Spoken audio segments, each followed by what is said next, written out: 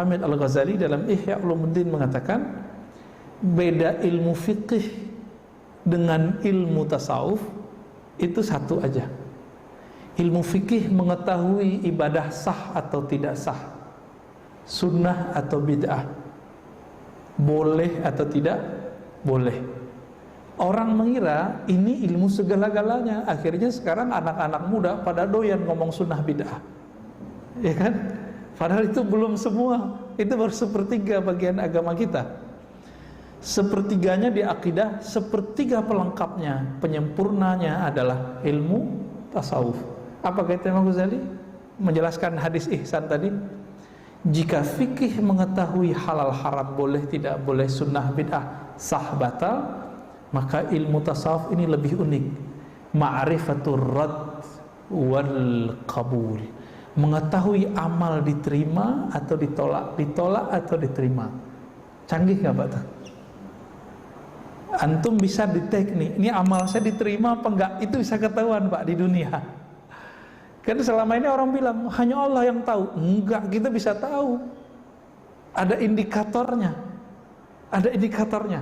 Ini sebagai contoh, pengikut Imam Ghazali tapi udah belakangan, namanya Al-Imam Al-Kattani, ya, dalam kitab beliau mengatakan Dairatul Kaun, ya. Apa kata beliau?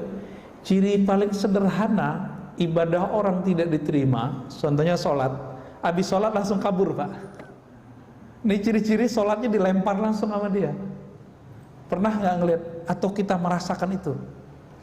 Diusut, coba diingat-ingat, kenapa saya buru-buru habis sholat bergerak ke arah lain, ke dunia? Karena di dalam sholat kita sudah ngancang-ngancang lagi mau jalan kemana, mau ke arah mana. Sholat begitu diterima nggak? Dalam surat Thaha ayat 14 Allah berfirman, aqimis salata lidzikri, dirikan salat untuk mengingatku, menyebutku. Ini kita salat, kita ingat jalan keluar masjid. Nah, nanti aku kalau keluar lewat sini, ntar pernah begitu? Jujur aja Pak, nggak apa-apa kok. Ya sama kok kita. Saya juga pernah begitu. Ya, emang begitu. Itu syaitan kerja Pak. Apa kata syaitan dalam hadis yang sahih? Jika seseorang sholat, maka syaitan mengatakan uzkur kaza, ingatlah ini, ingatlah itu, ingatlah ini, ingatlah itu. Itu sebabnya banyak yang teringat kalau lagi sholat. Benar ya? Nabi sendiri kok yang ngabarin. Nabi sendiri yang ngabarin. Bedanya Nabi Muhammad SAW, syaitannya, qarinnya sudah masuk Islam.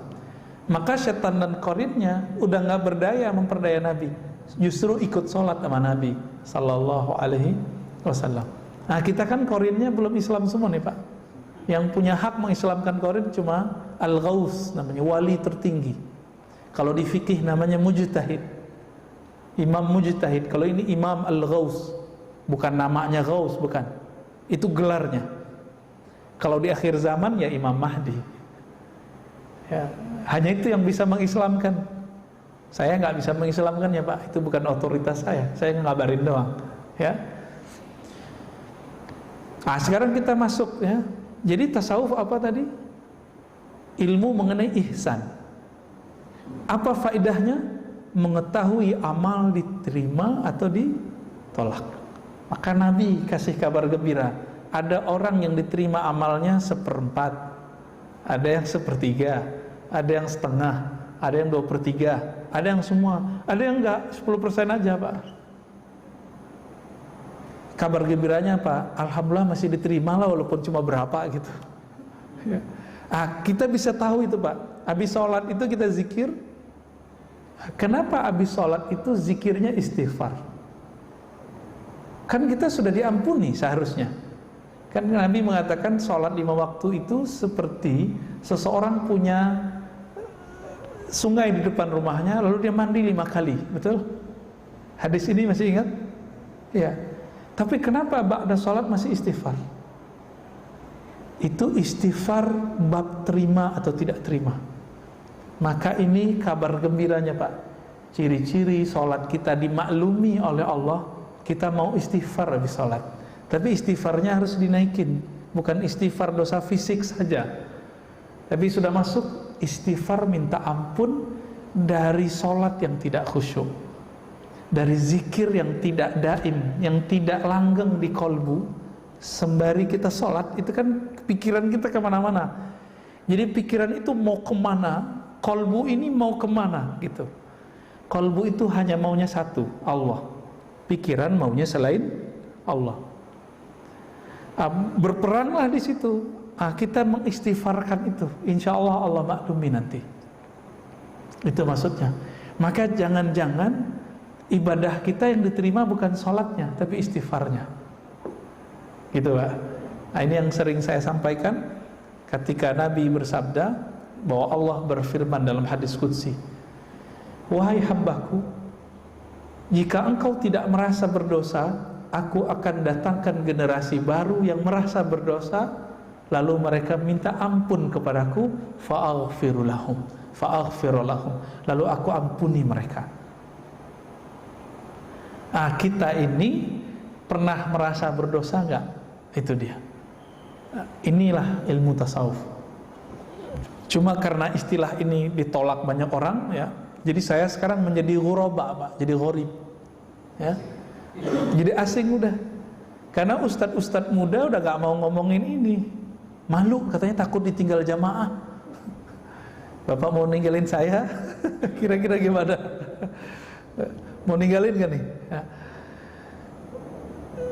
Saya jawab, jadi ada orang ngomong saya, Ustadz, ente gak takut nanti dihujat oleh kelompok fulan, dihujat oleh manhaj fulan?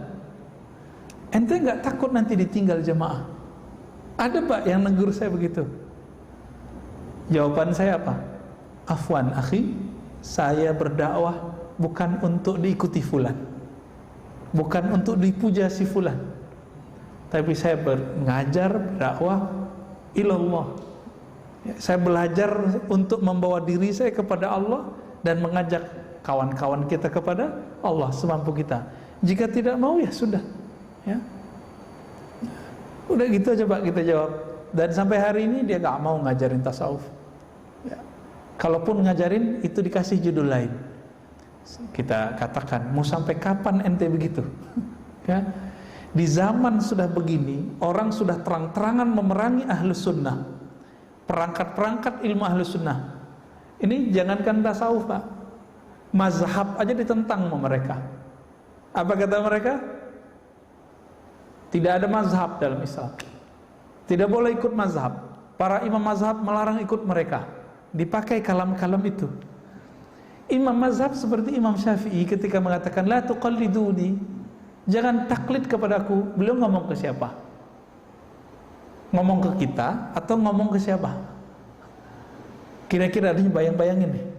Imajinasikan Pak, beliau ngomong ke siapa? Orang yang diajarinnya disebut siapa? Muridnya. Muridnya itu siapa aja? Muzani, Muradi, Buwaiti, Humaidi. Itu level-level gurunya Bukhari semua Pak. Humaidi terakhir yang saya sebut itu gurunya Imam Bukhari. Selevel mereka Ahmad bin Hanbal, Ishaq bin Rawi, murid semua. Apa kata Imam Syafi'i? Jangan taklid kepadaku. Kenapa? Imam Syafi'i sudah memberikan perangkat ilmu kepada mereka. Nih, kalau ada dalil, ada persoalan, kamu olah sendiri. Tapi kalau bapak-bapak ini yang gak pernah nyantri dulu udah lupa, udah nyantri masuk kuliah, kuliahnya juga gak jelas, ya.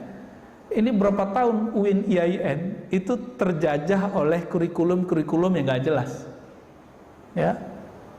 Lama Pak, lama. Sampai ya sekarang kemudian mereka mulai sadar lagi, dibalikin lagi itu yang kurikulum lama-lama itu, ya.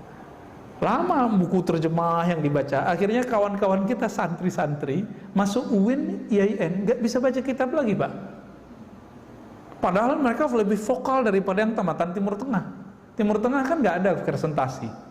Coba tanya teman-teman kita Timur Tengah, presentasi kuliah itu gak ada.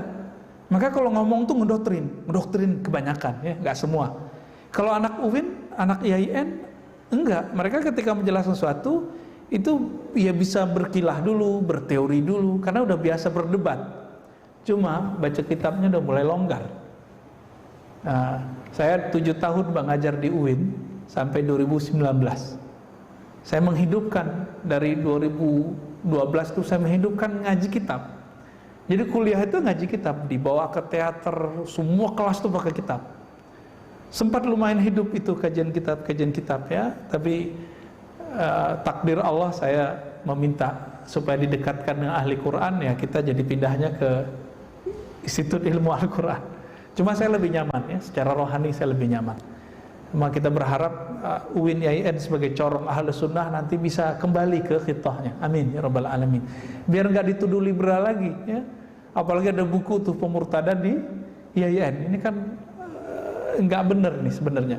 Baik, Bapak saudara makan Allah, jika kita tidak mulai angkat kajian-kajian seperti ini, mungkin 5 tahun lagi kajian tasawuf habis Pak ya. Yang tersisa cuma pusat-pusat zikir yang sudah nggak ada kajiannya. Tambah benerlah tuduhan bahwa sufi nggak punya ilmu.